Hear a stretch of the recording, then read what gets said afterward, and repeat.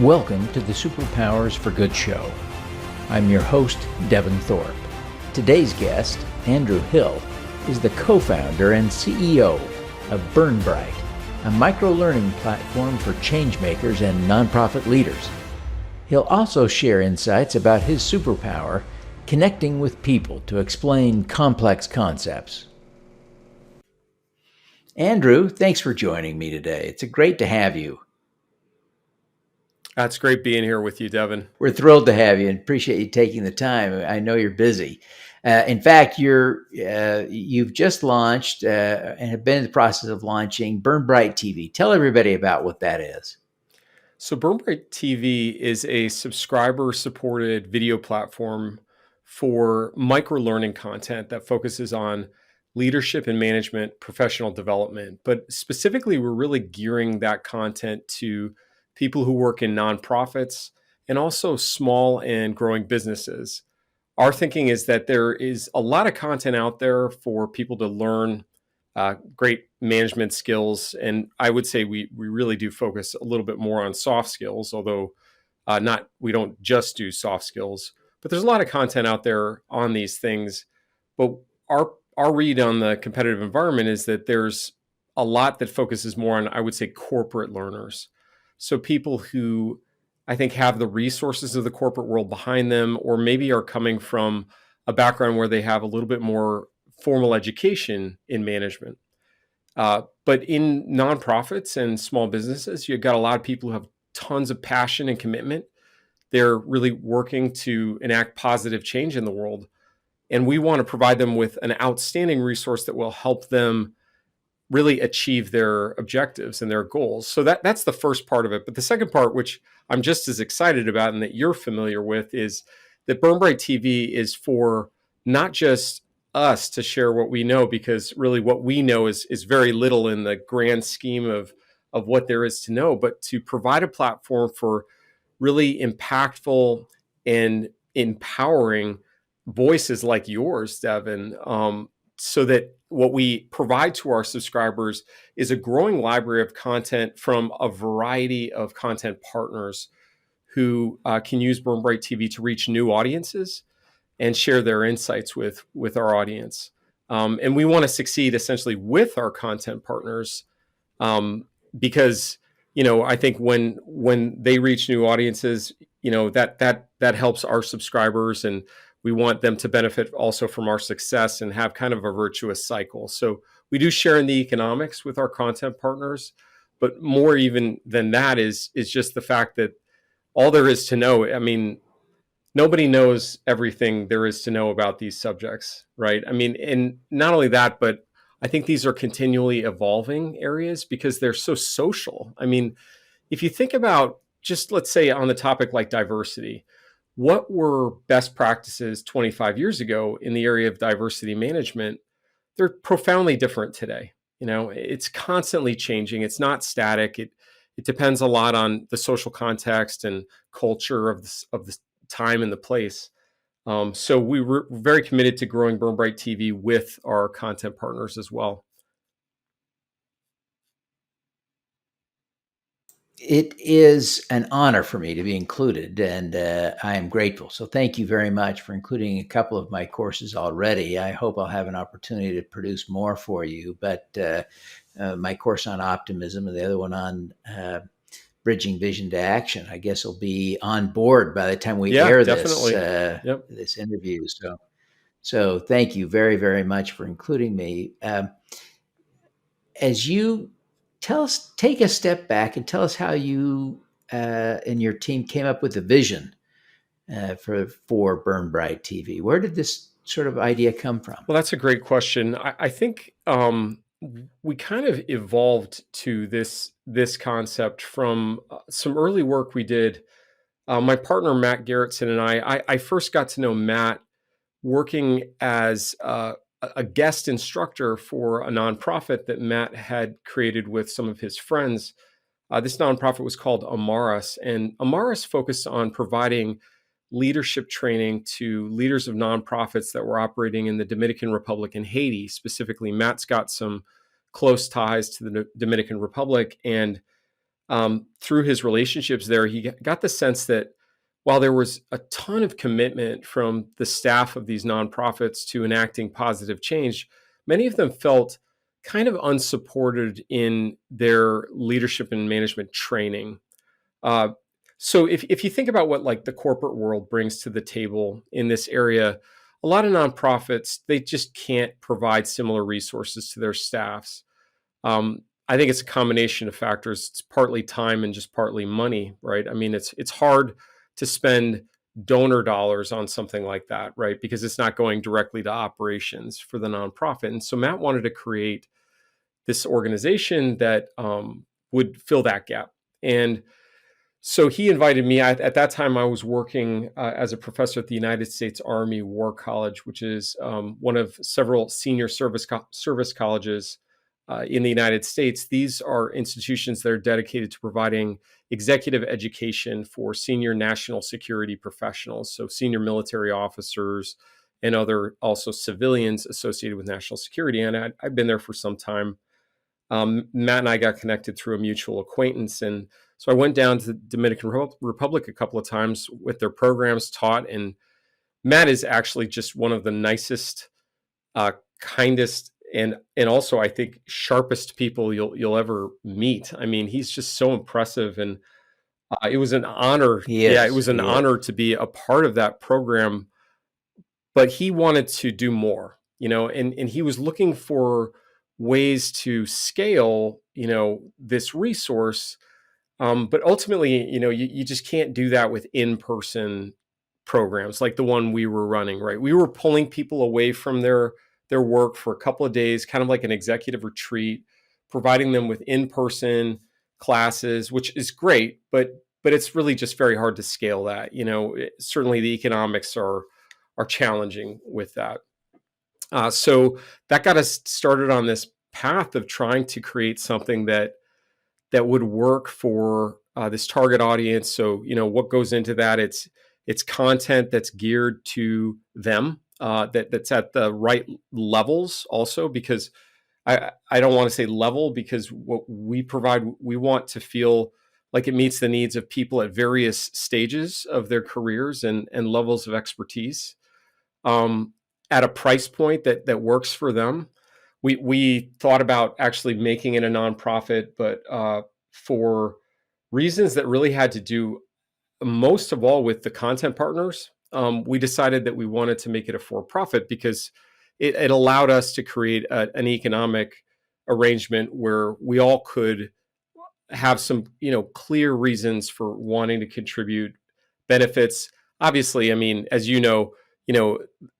the work that experts do on this material is certainly hard to price. It's very valuable, but we wanted to be able to provide some benefits to our partners, and so we went with this path of creating a for-profit entity, which is called BurnBright. And BurnBrightTV, as you mentioned, is this platform that we've created to host these microlearning lessons. And that's the other thing about it is, we wanted to create something that really fit into people's lives. It's great to be able to do, for example, like a distance education course. But oftentimes I think there are significant barriers to entry associated with enrolling in, say, a course that's offered by a university, because they're just very involved and they take a kind of significant commitment over time. And what we were envisioning was something that would help people, whether they had 5 minutes to spend on it one day a week, or 15 minutes a day, that they would be able to engage with it productively in these short intervals. Microlearning, I mean, in my mind, it's when you're getting your coffee in the morning and you're sitting there and you're watching something on your phone. I mean, how often are we watching something completely just pointless? And why not substitute that for something that has a little bit more of a point, right? I mean, don't get me wrong, pointlessness is useful in life, right? It's nice to be entertained sometimes, but we wanted to create this micro-learning approach that would fit into people's lives. And then the final piece, which I didn't mention, but I'm very excited about, because we're launching it in just the next few weeks. The second part of it, really, that I think is very unique for us is our digital mentor platform. And this is some technology that we developed actually early in our history through some consulting engagements where we created an app that allowed us to do what are basically rich data surveys. So when you ask someone a question in a typical survey, usually you have to provide them with like canned responses that they can select, or potentially like a free text response. And those are okay, but there's actually nothing like letting someone just talk, right? About so for example, we were working with one company and we were trying to understand the culture of the organization. And so what we did was we created a survey where people responded by recording a response, an audio response to a question. The question was, tell me about a time your team succeeded. And then the next question was, why do you think your team succeeded in that situation? Because it's through stories that we can often see things about the culture of an organization. And so Digital Mentor emerged from this idea of using these rich surveys, but now as a like a assessment probably sounds too maybe threatening to people. I don't want them to think they're being assessed, but what we want to provide to our subscribers on BurnBright TV is a way for them to get very customized recommendations, right? So that they participate in this digital mentor program on a weekly basis. The responses that they're giving change because the prompts change every week. And it's more like a workout. I think maybe that might be the better way to think about it. It's a way of kind of working out some of your soft skills. So for example, one prompt might be one week, a little story about an employee who's new to the organization and is really frustrated that her opinion doesn't seem to count more in meetings with the team leader, right? And so you're asked, like, how would you counsel this person? So you have a little mini case, and then you're asked to provide your sort of response to that situation. This is, case-based learning is an approach that's very rooted in business schools, and I think there's real power to it. But what we're trying to do is make it a little bit smaller, a little bit more accessible, and then connect it to BurnBright TV so that people get this practice assessment experience and then some tailored recommendations on the platform. And as far as I know, that's unique. I mean, that cycle of assess, recommend, practice, with the video learning as a part of it, I think is powerful. Well, it clearly is powerful, and I'm excited to see where it will develop from here. So, Andrew, give us a sense of the scale. You've been working on this for a while now, still early days. Give us a sense of how things are going. Right. So BurnBright, we have 3 full-time employees. I'm part of that equation, and Matt is involved as the co-founder. I think he's been an awesome resource on a part-time basis. He's busy with some other things as well. And then we've got about 10 content partners so far signed up. And we're really wanting to grow aggressively there. And we have some part-time marketing support as well. And right now, I would say where we are in the kind of startup equation is we're really in the marketing phase now. We've built it. And unfortunately, unlike Field of Dreams, where, if you build it, they will come, that doesn't really work. At least not on the internet. Right. So we do need to market, and we're investing quite heavily in marketing right now. And so we're trying to grow the platform.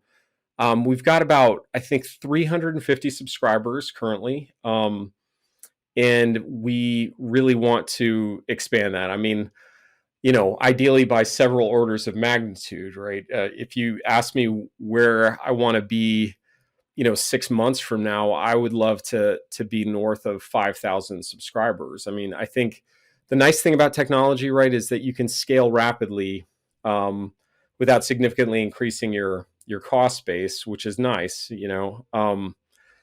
But we've really now, I mean, I think it's kind of put up or shut up time for us, in terms of growing that subscriber base.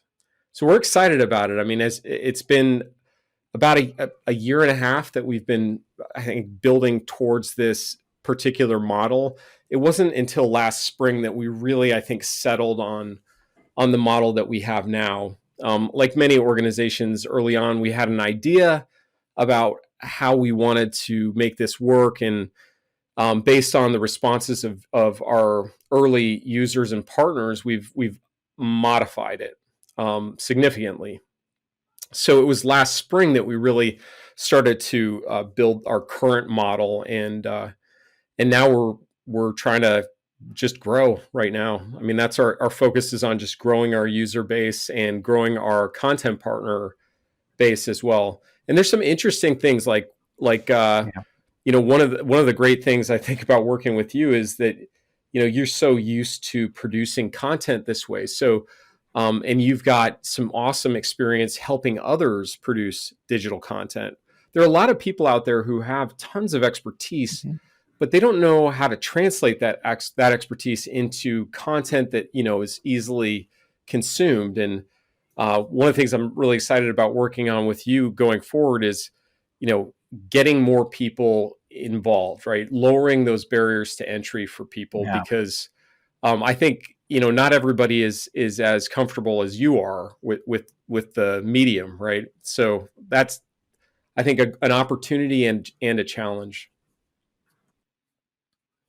Well, I think it is a great opportunity for you, and I'm excited to see if I can't be of some help to you along that path. Andrew, you've really created something that is special, and I think it has a high potential to impact a lot of people. As you think about even with the base you've got of 350 people, all of them being nonprofit leaders or impact leaders of one sort or another who are out there doing good, being empowered, enabled by you to do a little bit better job. They're touching lives, improving the environment. They're doing all the good things that nonprofit leaders do better because of you. Uh, as you think about what's brought you to this point, what do you think of as your superpower?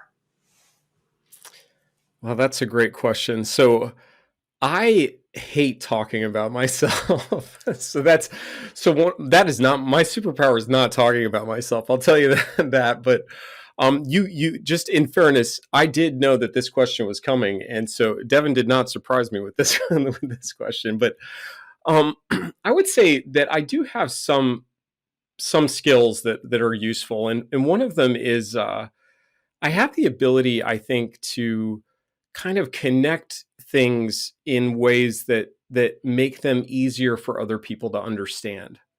To be able to take, say, a story in this area and use that story to illustrate maybe a more complex or nuanced concept in another area.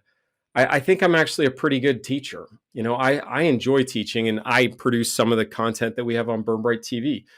I know from personal experience that not everybody loves the way that I teach. I've had student evaluations. They're usually positive, but they're not always positive, right? And so that's always nice to go through those evaluations and try to learn and improve as an instructor. But I think my mind is, I just have a very curious mind, and I'm interested in a wide variety of things, and so I'm constantly developing these connections that I think help uh, maybe reveal complexity and help us understand the world a little bit more as it is. I think as human beings, we like to simplify the world a lot. We want the world to be one way. Usually, we want the world to be arranged according to the stories that are either most comforting to us or maybe most important to us. And you see that a lot in politics today in this country, where I think there are these conflicting narratives, right? On the left and on the right. The left and the right have narratives that I think in general are often highly simplistic.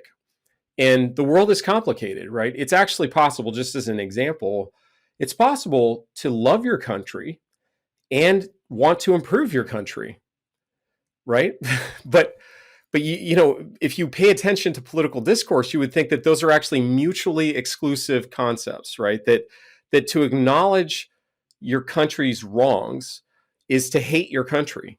And that's dumb in my in my opinion. So I think the world is complex, and emotions are complex. You can feel happiness and sadness at the same time, right? So um, I think I do have a superpower in the sense of really wanting to see the world as it is, and then explore that with other people and help other people understand the world as it is in a way that is useful to them, that empowers them, that helps them achieve their goals.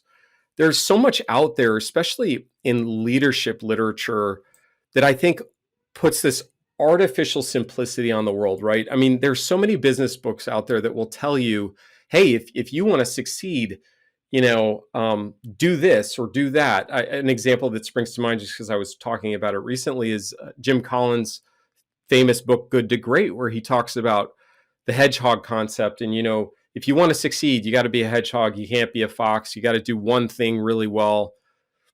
I mean, I'm not sure I agree, right? I think the world is complicated, and sometimes you're in a competitive environment where doing one thing really well is exactly what you need to do. But sometimes there are environments where I think successful organizations are the ones that are very agile because they have the ability to do many things. And so they can kind of explore and adapt and develop. And then at the right time, they become the hedgehog, right? So it's kind of a transition from fox to hedgehog that happens, right? The world, I mean, so I think it's comforting, certainly, to have a set of rules that someone says, hey, if you do this, this is what's going to happen. That's very comforting. But unfortunately, I think it's actually also usually false.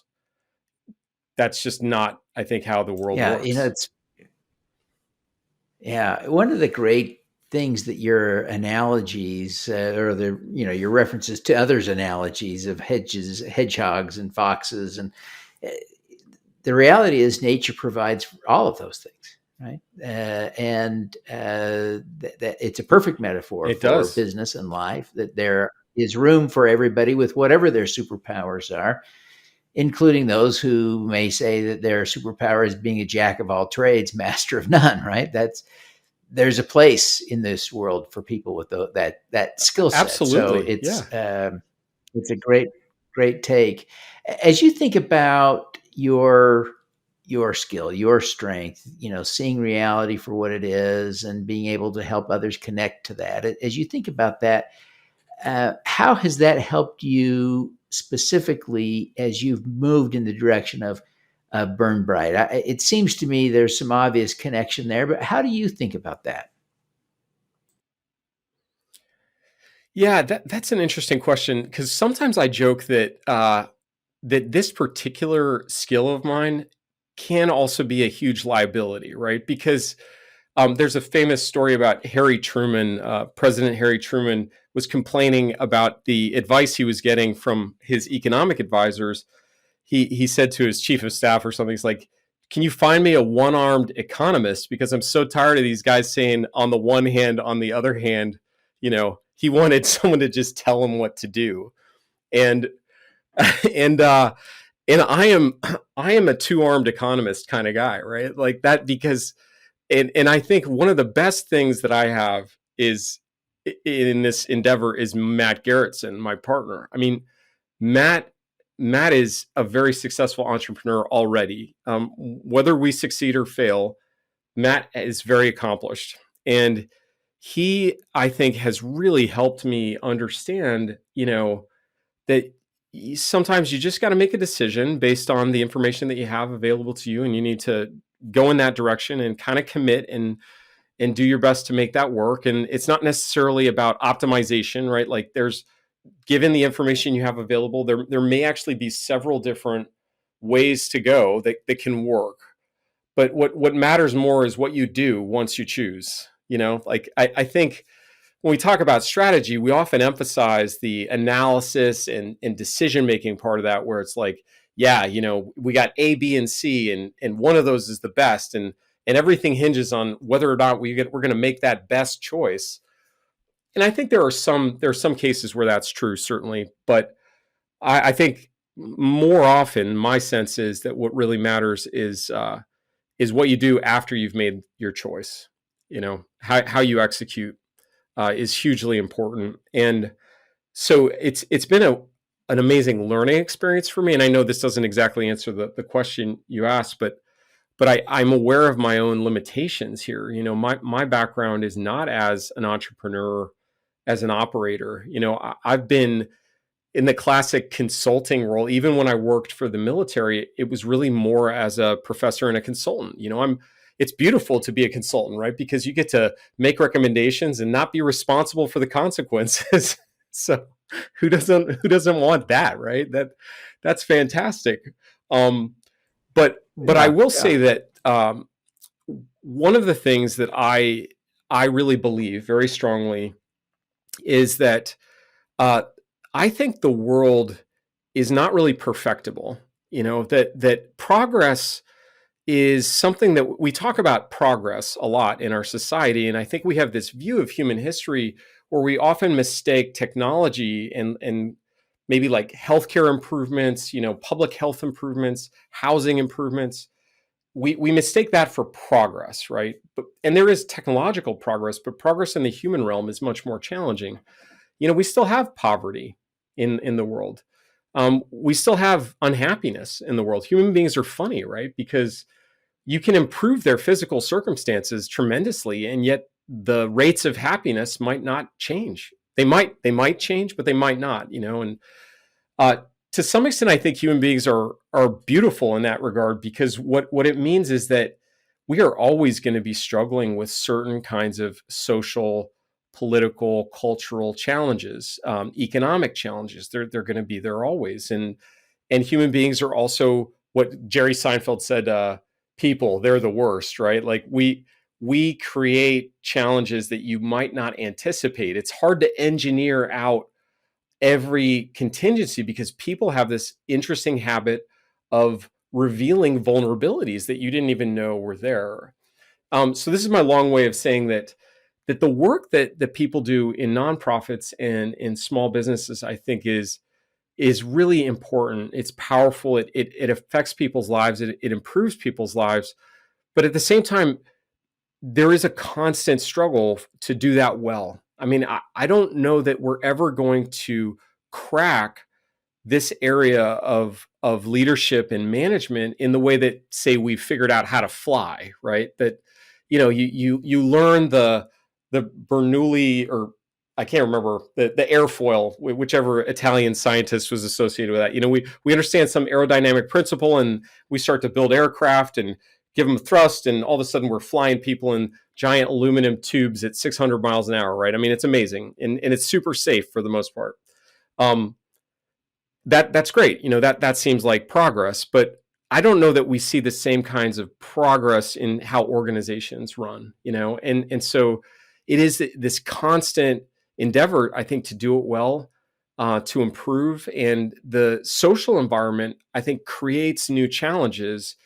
And oftentimes, I think people's response to those new challenges, and I mentioned diversity earlier, you know, it would be entirely possible for someone who's been working in the corporate world for 30 or 40 years to look at the current environment of diversity and inclusion and kind of shrug and say, well, why do we even have to do this? We've been doing it the other way for a long time. It worked well.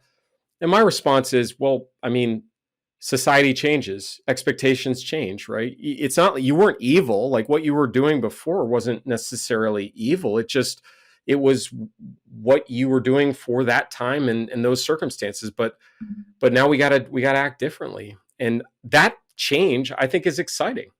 I think it's interesting. It means it's Yeah. always changing, and you're never gonna crack the formula. Yeah, you're so true. You're so right. Things do change. As you reflect on this strength you have for seeing the world and connecting people to it, how would you coach other people to develop that skill, that strength, and help people, learn better and connect to reality? That's a great question. Um, So when I was in graduate school, I had an amazing opportunity to get my master's degree at Berkeley, and I had come from, I would describe, a pretty politically conservative background. Not ridiculous reactionary kind of conservatism, but I would say a very laissez-faire view of the role of government. And then I went to Berkeley. I got my master's degree in public policy. Out of my class of probably 100 students, I think I was one of like 3 conservatives in the class at that time. And I loved it. It was great. They were great people, like that was an amazing opportunity for me. There's nothing like listening to people who don't have your perspective to help you to learn. I learned so much. And one of my professors, a gentleman named Michael Nacht, he was the dean at the time and just a wonderful person. He said to us in a class we took, he said, you've got to get out and you got to read smart people who are going to challenge your assumptions about the world. And I think that was just some of the best advice I ever got. It's so easy to find people that you agree with, and it's very comforting to read their stuff, right? Or listen to them if you want to. I mean, obviously, there's actually even more opportunities to watch and listen to these people, right? It's not just books. There's other ways to learn and consume information. So one piece of advice I would give is, like, get out there and start listening to people. Listen to people who are thoughtful, especially in areas where you think they may challenge your assumptions. Even if you don't necessarily end up agreeing with them, I think your understanding is going to improve because you're going to start to see the limits of your own ideas and your own understanding. You might recognize that, this, and maybe just to make it much more practical, if you're a team leader in an organization, you may have read something that convinced you that there is this one way to manage teams, right? And then you've been doing that and you feel really confident in that, but then you read something that kind of challenges your ideas about how to manage teams. And maybe it's something like, how much do you empower team members versus how much do you direct them, right? That's a classic tension in team leadership is how detailed instructions are you giving people? How closely are you supervising them? And the reality is that close supervision versus very hands-off, they can both work, right? They can both work. It depends on the situation. It depends on the team composition and a lot of other things. But because I think of our natural tendency to want to kind of break things down into a consistent message, a consistent approach, we might not recognize that complexity. And so get out and learn things that maybe show you that it's a little bit more complicated and challenge your assumptions, I think is one piece of advice I would give. And the other is simple. I think no matter what you believe, about the world, whether it's in a very small tactical sense or even in a global sense, like very big moral issues and moral questions, you should ask yourself if there's information that would cause you to change your mind. It's a thought experiment, right? If let's say I support the death penalty, just as an example. By the way, I don't support the death penalty, just to clarify. But let's imagine that I supported the death penalty. I could ask myself, well, is there information that would cause me to change my view of the death penalty? What information would that be? And if you can't identify that information, if you can't think of what would change your mind about it, then what you've done is you've revealed that area is really a matter of faith for you, right? It's not like that is in the realm of faith, not in the realm of reason. And faith, I think, is an important part of our lives, but it's useful to see that that's what you are doing in those areas, right? That you're kind of separated from the reason and evidence side of it in that specific area, right? And for me, just as an illustration, when I was younger, I think I was supportive of the death penalty, but what caused me to change my mind was learning how imperfect the judicial system is. And I found it really disturbing that we would wrongfully execute someone, right? And that the state might wrongfully use its power to kill. In that sense, made me feel really uncomfortable with it, right? And I changed my mind. That's how that happened. Yeah.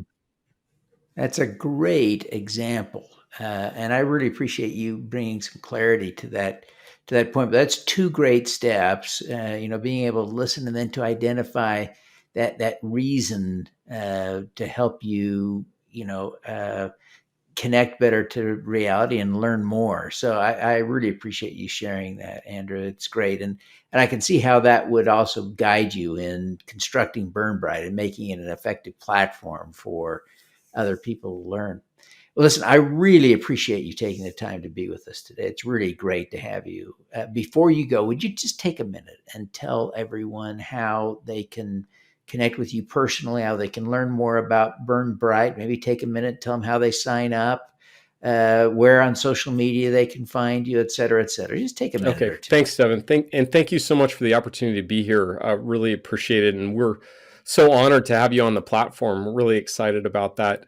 So BurnBrightTV, you can access it at BurnBright.tv. That's BurnBright.tv. We've got lots of great promotions running through the holidays as well. But no matter when you sign up, you can get the first month free. It is for all our paying subscribers. They also get access to the digital mentor tool, which we're launching on December 8th, 2021. So I think by the time this airs, that'll be out and available, which I'm super excited about that tool. I think I'm just excited to see how people use it and how we can make that its own value add over time. What we're really trying to do is give people access to some resources that they really wouldn't normally have access to. If you think about executive development and coaching, that's not something that people in small businesses and nonprofits typically have access to, especially if they're kind of like your mid-level or even entry-level staff, right? I mean, they're just not going to have those resources. And so this word is used a lot, but we really are trying to, I think, disrupt that business a little bit by providing an economically accessible resource to people in nonprofits and small businesses. And then on Instagram, you can find us at if you just search BurnBrightTV. We're posting pretty regularly there. And if you want to just learn more about BurnBright, our corporate site is BurnBright.com, and that gives you lots of information, including for those in the audience who are interested in learning how to be a content partner. That's something we're really looking for right now. I think many people in your audience are probably perfect for it, right? So the one thing I would say to your audience is, I'd love to hear from you. If you want to learn more about being a content partner, you can actually just reach me personally at andrew@burnbright.com. I'd love to hear from you and learn how we can start working with you. We really want to expand our library by adding insight and perspective from whether you're a practitioner with just awesome experience or an expert from academia. We feel like both types have a lot to add. So we're excited to grow. Fantastic. Well, again, Andrew, thank you so much for being with us today. We really appreciate it. I'm honored to be a part of Team BurnBright and appreciate your including me. Wish you every success in growing the platform to touch more lives and help nonprofit leaders really change the world in the way they've set out to do it. So kudos and best wishes to you. Thank you, Devin, and have a happy Thanksgiving. All righty. Let's do some good. Thank you for tuning in to the Superpowers for Good show. Twice each week, we host changemakers who share their impact, insights, and superpowers. Don't miss another episode. Subscribe today at superpowersforgood.com. That's superpowers good.com.